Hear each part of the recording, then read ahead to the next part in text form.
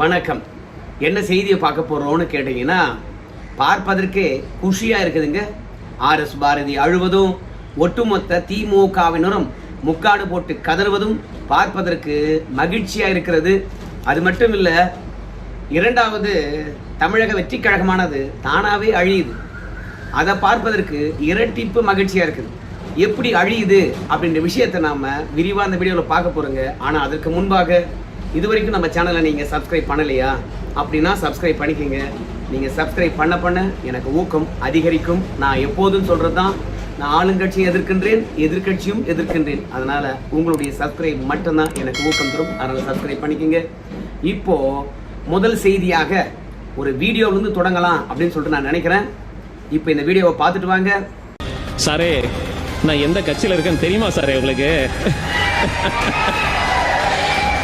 திராவிட முன்னேற்ற கழகம் 75 வருஷம் பாரம்பரியமிக்க ஒரு கட்சி. போலீஸ்ல லத்தி இப்படி எடுத்தா ஓடி ஒளிகிற தமிழக வெற்றி கழகம் இல்ல சார். எனக்கு பின்னாடி முத்துவேல் கருணாநிதி ஸ்டாலின் சார் அவர்களுடைய தலைமையில வந்த விசுவாசி சார். நாங்க இதுல பேசுறவர் திமுகவின் ஜென்ஸ் கிட்ஸ்களை ஒருங்கிணைக்க கூடியவர். இவர் தருமபுரி மாவட்டத்தை சார்ந்தவர். இவங்க அப்பா விவசாயி அணி தலைவராக இருக்கின்றார். மொத்தத்தில் திமுகவில் எப்பவுமே சரி, ஒரு குடும்பத்தை தாண்டி யாரும் முன்னுக்கு வர முடியாது. அது தலைமை குடும்பமாக இருக்கலாம், இல்லை மாவட்டந்தோறும் இருக்கின்றவங்களா இருக்கலாம். ஒரு குடும்பத்தை தாண்டி யாருமே வெளியே வர முடியாது. அப்படிதான் இந்த தம்பி ஜென்சி மீட்டை நடத்துறேன் அப்படின்னு சொல்லிவிட்டு விஜய் அவர்களை எந்த அளவுக்கு வசைப்பாட முடியுமோ அந்த அளவுக்கு ஆபாசமாக வசைப்பாடி இருக்கின்றார்கள். திமுக காரன் என்றாலே எப்படியெல்லாம் வசைப்பாடுவான் என்ற விஷயமானது உங்க எல்லாருக்குமே தெரியும். அந்த அளவுக்கு வசைப்பாடுகின்றான். ஆனா சில தருணங்கள்ல கொள்கையை பற்றி பேசுற மாதிரி, அதே மாதிரி தமிழக வெற்றி கழகத்துடைய தவறுகளை சுட்டி காட்டுற மாதிரி, விஜய் அவருடைய தவறுகளை சுட்டி காட்டுற மாதிரி இந்த ஜென்சி கிட்ஸை ஒருங்கிணைக்கக்கூடிய இந்த நிர்வாகி பேசியிருக்கிறாரு. பார்த்தா கண்ணியமா பேசுற மாதிரி தெரியும், ஆனா பல வீடியோக்கள் ஆபாசமா தான் இருக்கு. ஸோ இப்படி ஆபாசமா பேசுறதுனால என்ன பண்ணிவிட்டாங்க, அதை பற்றி நம்முடைய RS பாரதி அவர்கள் சொல்றாரு, அழுதுகிட்டு அதை கேட்டுவாங்க. இரவோடு நம்ம கேட்குற அந்த பாலியல் குற்றத்தை செஞ்சவங்க போய் பிடிச்சியா? உன் எம்எல்ஏக்கு உன் கட்சிக்காரனே சரவணன் பேரை சொல்லியிருக்காங்க. உன் சட்டமன்ற உறுப்பினர் சம்மந்தப்பட்டிருக்கான், சட்டப்பட்டிருக்கிறார். இதுவரையில் கைது செய்தியா? ஆனா உன் 10 மணி ராத்திரி விட்டு போட்டவொடனே 12:45 மணிக்கு போய் அவன் வீட்டில் நள்ளிரவிலே திருடனை பிடிப்பதை போல காவல்துறை போய் துன்புறுத்தியிருக்கிறார்கள். சட்டத்துறையின் சார்பாக அவர்களும் அங்கே மாவட்ட செயலாளர் RS பாரதி சொல்றாரு. பாத்தீங்களா, நடு நைட்டு 1 மணிக்கு 2 மணிக்கு அவனை கைது பண்ணிட்டு போயிட்டாங்களாம். இப்ப தமிழகத்துல ஒரு ட்ரெண்டிங் இருக்குது. திமுகவை ஆதரிக்கிறவங்க 2 பேர் தான் ஆதரிச்சு கொண்டிருக்காங்க, கண்மூடித்தனமாக. முதல்ல தெலுங்கு தாய்மொழியா கொண்டவங்க இப்ப திமுகவை அதிகமாக ஆதரிக்க ஆரம்பிச்சிடுறாங்க. அது எதனால என்று உங்களுக்கு தெரியும். இரண்டாவது தாழ்த்தப்பட்டவர்கள், அவங்க கண்மூடித்தனமாக திமுகவை ஆதரிக்க ஆரம்பிச்சிருக்காங்க. ஏன் ஆதரிச்சிருக்காங்க கேட்டீங்கன்னா, நம்ம ஸ்டாலின் அவர்கள் ஒடுக்கப்பட்ட சமூகத்திலிருந்து வந்திருக்கிறாராம். ஆனா ஸ்டாலின் அவருடைய செய்கையெல்லாம் ஒடுக்கப்பட்ட சமூகத்திலிருந்து வந்தவர் மாதிரியா இருக்குது. இல்ல ஒடுக்கப்பட்ட சமூகத்திலிருந்து பெண் எடுத்திருக்காரா? நம்ம தயாநிதி மான்ல இருந்து, நம்ம MK ஸ்டாலின் இருந்து, அவங்க மகள்ல இருந்து எல்லாரும். ஆனா எப்படி ஸ்டாலின் அவர்கள் ஒடுக்கப்பட்ட சமூகத்திலிருந்து வந்திருக்கிறாரு, ஒடுக்கப்பட்டவங்களுக்காக குரல் கொடுப்பாரு அப்படின்னு எப்படி நினைக்கிறாங்கன்னு தெரியல. தலித் சமூகத்தை சார்ந்தவங்களும் தெலுங்கு சமூகத்தை சார்ந்தவங்களும் திமுகவை கண்மூடித்தனமா நம்பி அவங்களுக்காக ஆவேசமா பேசுறாங்க. கடைசியில் என்ன ஆகுது தெரியுமா? கைவிட்டுறாங்க. கைது படம் தான் அரங்கேறுகிறது. அப்படிதான் அப்பாவும் பெரிய அரசியல்வாதி மாவட்ட அளவுல. அதோட போச்சுன்னா இப்போ திமுகவில் ஜென்ஸுகளுக்கு தான் மதிப்பு.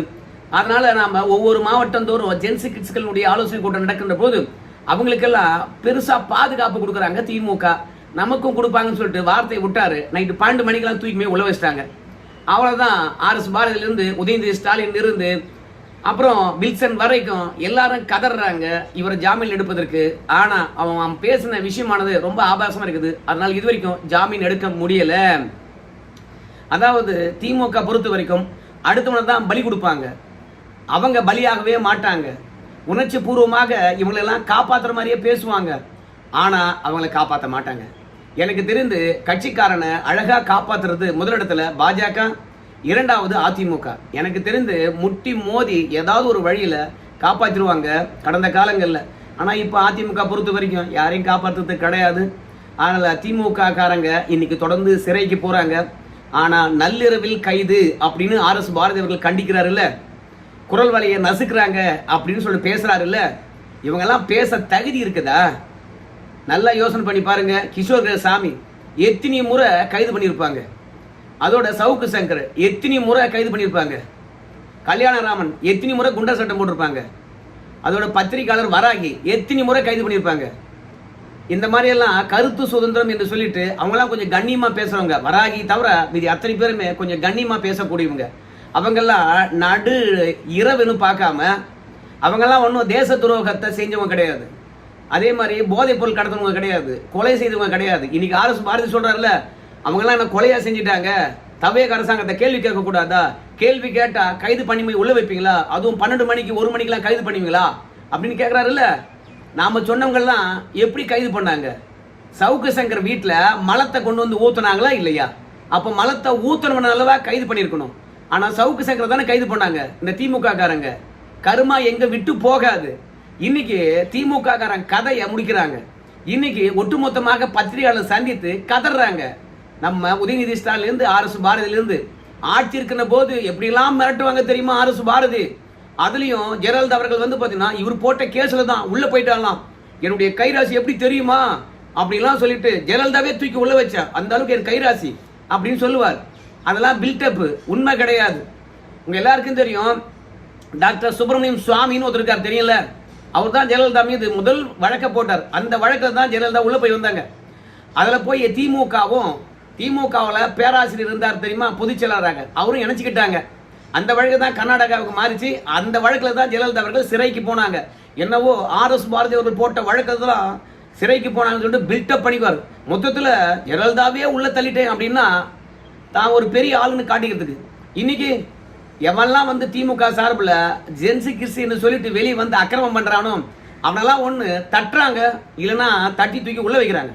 சைதாபேட்டில் அப்படிதான் ஜென்சி கிட்ஸ் மீட்டு அப்படின்னு சொல்லிட்டு போட்டாங்க. அங்கே கனிஷ் என்ற கனி அவன் வந்து நம்ம விஜய் அவர்களை எப்படி பேசினான்னு தெரியல. உடனடியாக அதிமுகவிலிருந்து குமரேசன் என்ற ஒருத்தர் போயிருக்காரு தவேகாவுக்கு. ஸோ நான் யார் தெரியுமா, அதிமுக எப்படி இருந்தேன் தெரியுமா அப்படின்னு கட்சி மாறிய பிறகு தன்னுடைய வலிமையை காட்டணும்ல. அதனால இந்த திமுக காரங்கள் இருக்கக்கூடிய இந்த ஜென்சி கிட்ஸுகளை போய் மிரட்டியிருக்கான். எங்களையே மிரட்டியாடா அப்படின்னு சொல்லிட்டு அந்த கணீஸ்ன்ற வந்திருக்காங்க. அவர் ஒரு இஸ்லாமியரா.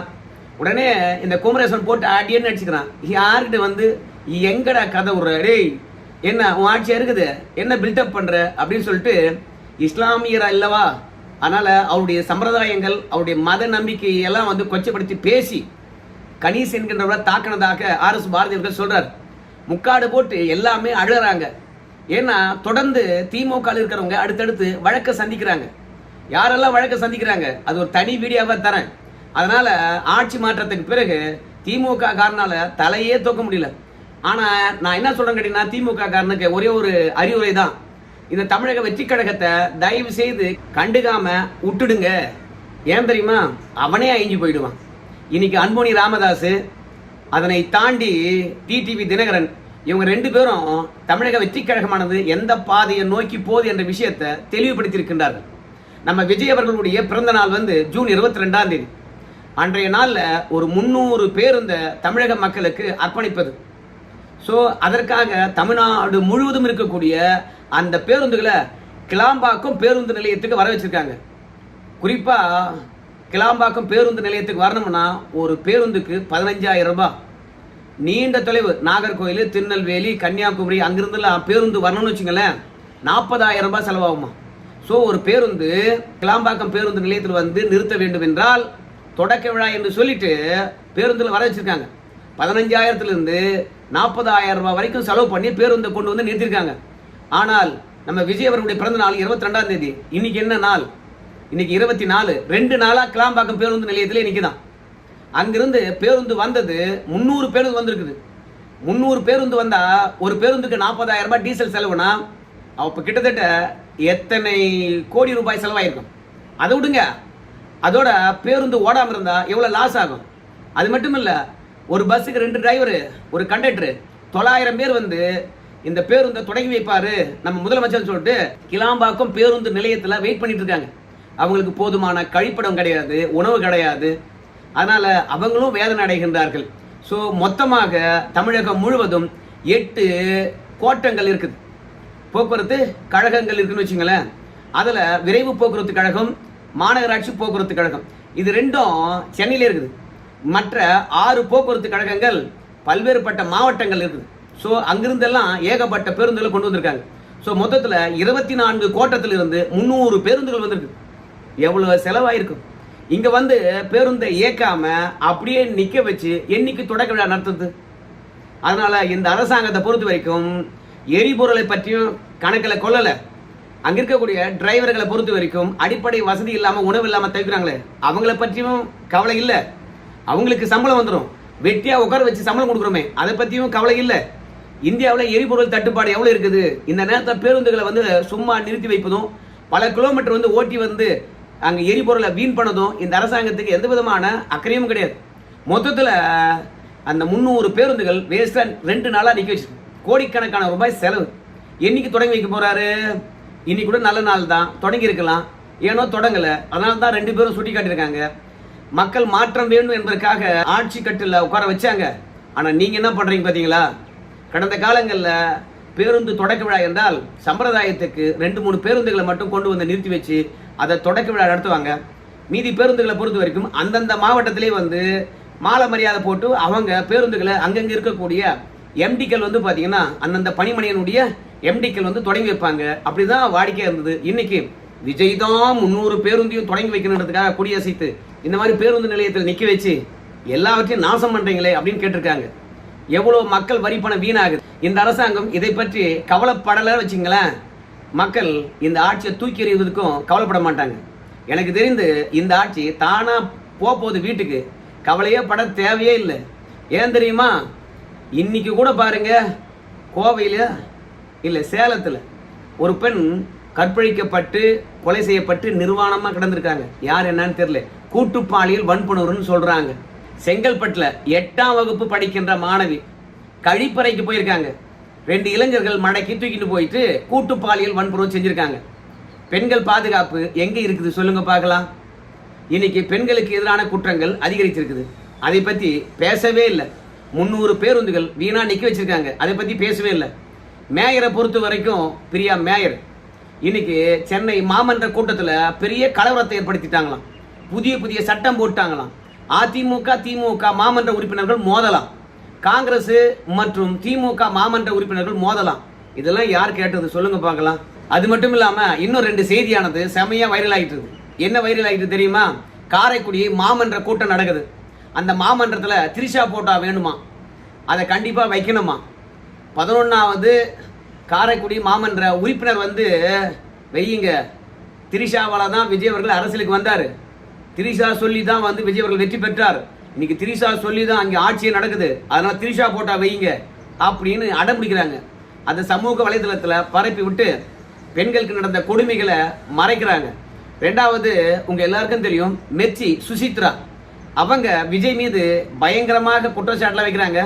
2வது ரொம்பவே விஜய் மீது ஆபாசமா புகார்களையும் ஆபாசமா பேசுற மாதிரியும் தெரியுதுங்க. அதனால மெர்ச்சி சுசித்ரா அவர்கள் ஆபாசமா பேசுறதுனால அவங்க கைதாவாங்கன்னு தெரிகிறது. 1 மாமன்ற கூட்டத்தில் திரிஷா போட்டா, 2வது திரிஷாவையும் விஜயும் சம்பந்தப்படுத்தி நம்ம மெர்ச்சி சுசித்ரா அவர்கள் கேவலமா பேசுறது, இதையே ட்ரோல் பண்ணிட்டு இருக்காங்க. எதுக்காக? இந்த ஆட்சியினுடைய அவலங்களை மூடி மறைப்பதற்காக. தமிழகம் முழுவதும் மின்வெட்டு இருக்கா இல்லையா?